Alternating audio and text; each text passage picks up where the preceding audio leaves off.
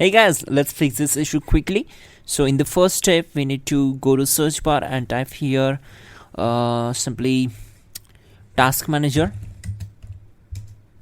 and then click here to open it. Once we are here, we need to click on run new task and then select the browse button. Now go to this PC, open C drive, then open Windows folder,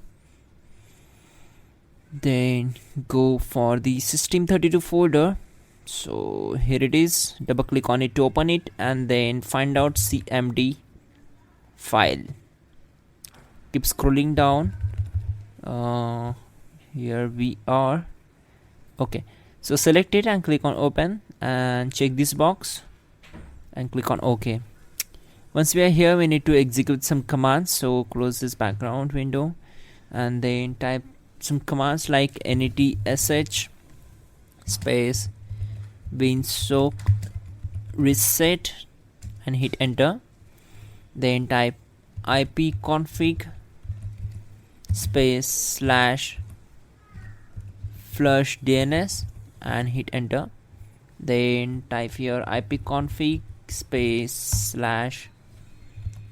renew and hit enter. So this will take some time to complete the procedure, around 1 to 2 minutes. Then simply type here netsh space int space ip space reset and hit enter. And once done, we need to restart the computer to complete the action. Before restarting process, type exit to close this window and simply go to the search bar and type here device manager, then click here. And we need to update the network adapters.